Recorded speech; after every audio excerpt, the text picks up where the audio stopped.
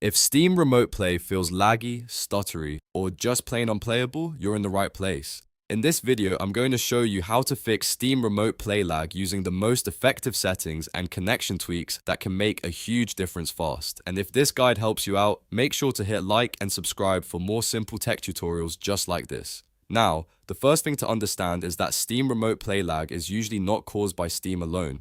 In most cases, it comes down to your network setup, your host PC settings, or the wireless connection on the device you're streaming to. So instead of guessing, we're going to focus on the highest impact fixes first. The biggest improvement, and honestly the one that solves the problem for most people, is to optimize your connection. This is the 90% fix. If your host PC is the main gaming computer, that machine should be connected with Ethernet. Wired is essential. Even if your Wi-Fi seems fast on paper, it can still fluctuate, introduce interference, and create latency spikes that show up as a lag in remote play.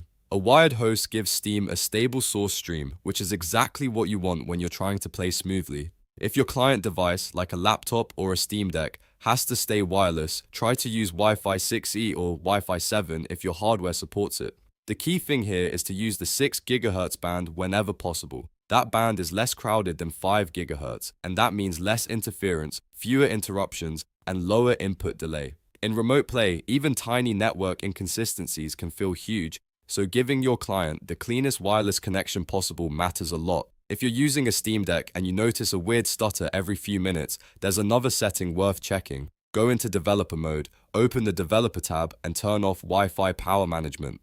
This can help prevent those periodic hiccups that happen when the wireless connection tries to save power and then causes a brief drop in performance. It's a small change, but for some users, it makes remote play feel much more stable. Next, let's improve the host side of the setup, because your powerful gaming PC does a lot of the heavy lifting.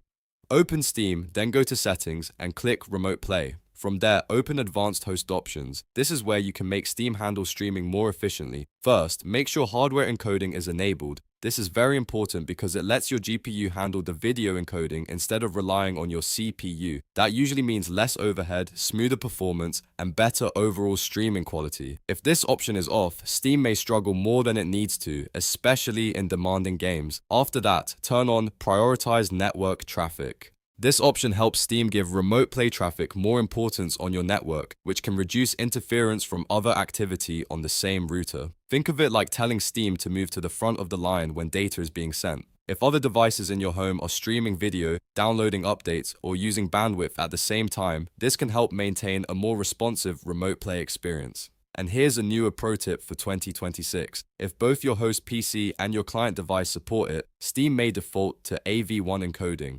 AV1 is more efficient than H.264, and in many cases it can deliver better quality at lower bit rates. That means sharper image quality without needing as much network bandwidth. For 4K streaming in particular, this can be a huge advantage, especially if your connection isn't perfect. So, to recap the main fixes, use Ethernet on the host PC, use Wi-Fi 6E or Wi-Fi 7 on the client if you can, turn off Wi-Fi power management on Steam Deck if you're seeing a periodic stutter, enable hardware encoding in Steam's remote play settings, and turn on Prioritize Network Traffic. If your devices support AV1, that can give you an additional boost in efficiency and visual quality. If you've been frustrated by Steam Remote Play lag, these are the settings and network changes that are most likely to actually solve the issue instead of just hiding it. Try them one at a time. Test your stream after each change, and you'll be able to see which fix makes the biggest difference in your setup. If this video helped, please give it a thumbs up and subscribe for more practical gaming and software tutorials. Thanks for watching, and I'll see you in the next one.